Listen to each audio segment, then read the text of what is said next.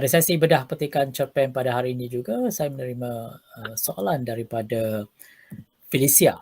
Jadi Felicia, cuba bacakan soalan anda. Bagaimana cara kita masukkan teknik imas kembali ataupun Flashback. Perlahannya suara dia. Okey. Felicia Lobo bertanya, bagaimana cara kita masukkan teknik imbas kembali ataupun flashback dalam cerpen? Ya, saya percaya bagi anda yang lain sudah pun tahu, dan Felicia sendiri saya percaya sudah pun menggunakan teknik ini, dan tidak salah jika kita cuba flashback, kita cuba refresh, kita cuba refresh, kita imbas kembali cara kita menggunakan flashback atau imbas kembali dengan betul. Ya. Kita lihat contoh ini. Jelas nampak tak pada skrin anda apa yang saya paparkan? Felicia, Ya, nampak? jelas. Okey, jelas. Baik. Ini contoh saja. Apa yang saya letakkan sebagai A, B, C, D, E, F, G adalah kisah yang berlaku. Misalnya A. A berlaku. What next? Apa berlaku selepas itu? B berlaku. Selepas B, what next? C. Selepas C, apa yang berlaku selepas C? D. Selepas D, apa yang berlaku? E. Selepas E, apa yang berlaku? F. Selepas F, apa yang berlaku? G.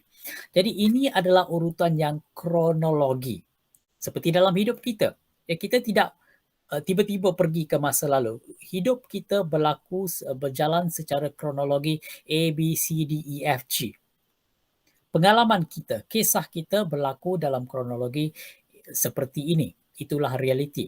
Tetapi misalnya contoh yang saya letakkan di sini untuk membantu kita lebih faham, katakanlah kisah A itu berlaku pada semalam, hari semalam 24 September 9 pagi. Ya. Sesuatu berlaku dan susulan daripada itu pada pukul 10 pagi sesuatu lagi berlaku.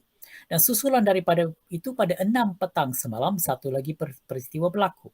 Melibatkan watak yang sama, ya, bukan watak yang berbeza. Watak sama terlibat dengan A, kemudian B, kemudian C. Dan kemudian pagi tadi pula 11 pagi watak itu ada terlibat dengan satu lagi peristiwa.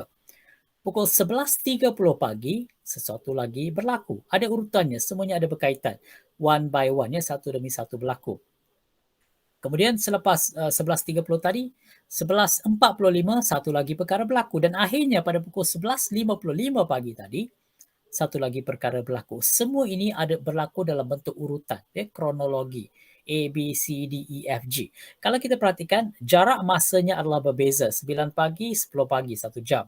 10 pagi hingga 6 petang, jarak masa yang jauh juga, ya. Kemudian sampai ke pagi ini. 11 pagi, 11.30 pagi, 30 minit, 15 minit, 10 minit. Jarak masanya sangat berbeza tetapi semuanya berlaku secara kronologi dan setiap satu kejadian adalah berkaitan. Jadi katakan contohnya semalam, semalam pukul 5 petang semalam watak A itu pergi ke tandas. Itu tidak ada kaitan dengan cerita, maka kita tak perlulah kita masukkan dalam rentetan peristiwa ini. Kita pilih apa yang penting sahaja. Kita susun plot, ya. Ini berlaku secara kronologi. Kita mahu ubahnya. Di bahagian bawah, di atas itu adalah kronologi realiti yang berlaku. Di bahagian bawah itu adalah kita susun balik. Kita mulakan cerita dengan apa yang berlaku pada 11 pagi tadi, 25 September. D.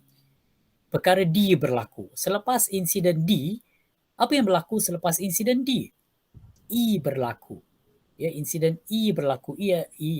Insiden E berlaku pada pukul 11.30 pagi.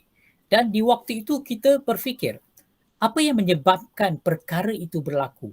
Apa yang berlaku, konflik itu berlaku, dialog itu berlaku, perbualan itu berlaku, insiden itu berlaku kerana kita imbas kembali, flashback apa yang berlaku semalam. Ya, apa yang berlaku semalam, pagi semalam. Kita berada pada waktu 11 pagi sekarang, tapi kita flashback, kita imbas kembali apa yang berlaku semalam. Dan selepas insiden yang berlaku pada pagi semalam, apa yang berlaku?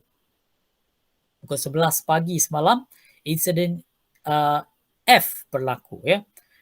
Bukan, A berlaku. Selepas daripada A, kita pergi pula kepada insiden F. F yang berlaku pada pukul 11.30 pagi tadi, ya, 11.30 pagi tadi.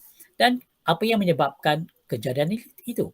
Kita flashback kepada apa yang berlaku semalam. Ya, flashback, imbas kembali kejadian semalam sebab masih ada kaitan dengan apa yang sedang berlaku sekarang. Kemudian kita tambah dengan satu lagi flashback, satu lagi imbas kembali kepada kejadian, masih juga kejadian semalam, petang semalam. Dan selepas itu akhirnya kita kembali ke masa sekarang pukul 11.55 pagi apabila watak itu membuat keputusan. Contohnya. Nampak tak? Jadi kalau dalam realiti, kisahnya bermula 9 pagi semalam dan keputusan dicapai hampir sekitar pukul 12 tengah hari ini, ya, lebih daripada 24 jam, tetapi dalam cerita yang kita susun balik plotnya, cerita bermula pada pagi ini 11 pagi dan cerita berakhir keputusan dapat dicapai dalam masa tidak sampai 30 minit. Jadi sebelum pukul 12 tengah hari tadi, keputusan sudah dicapai. Jadi dalam masa 1 jam saja, 11 pagi hingga 11.55 pagi. Dalam masa 1 jam saja, cerita sudah berlangsung, dimasukkan imbas kembali.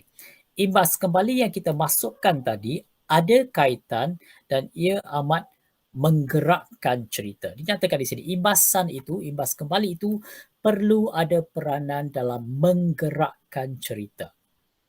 Dia bukan sekadar menceritakan apa yang berlaku, dia pergi sekolah, dia balik, bapanya balik semalam. Kalau tidak ada kaitan, tidak menggerakkan cerita, tidak mengembangkan konflik atau memberi peleraian kepada cerita, tidak perlulah dimasukkan. Ingat, setiap imbas kembali bukan sekadar shock sendiri seperti filem Hindustan dan Tamil, tapi imbas kembali itu kita masukkan wajib kerana ia membantu menjelaskan cerita, ia membantu menggerakkan cerita, ia membantu menambah konflik pada cerita, ada peranannya. Right? Misalnya, selepas selepas dia kata, awak masih ingat apa yang kita bincang pagi semalam? Imbas kembali. Ya, itu kata kunci. Ya. Kalau Felicia bertanya bagaimana kita nak masukkan imbas kembali. Jadi bila kita sudah putuskan, kita bagi sedikit clue. Ya, kita bagi sedikit gambaran bahawa ini merupakan imbas kembali. Misalnya, awak masih ingat apa kita bincang semalam? Jadi kita imbas ke waktu semalam. Ataupun kita boleh kata dia terkenang akan perbualannya atau pergaduhannya atau konfliknya atau pergeseran yang berlaku atau insiden yang berlaku semalam. Kita beri gambaran. Ayat itu akan membantu pembaca tahu bahawa okey, kita akan dibawa ke masa silam. Peristiwa petang semalam kembali bermain dalam mindanya. Boleh Felicia? Boleh. Okay, ini penerangan sedikit. Saya percaya anda boleh melakukan pembacaan lanjut dan apabila setiap kali kita menulis, kita akan lebih faham.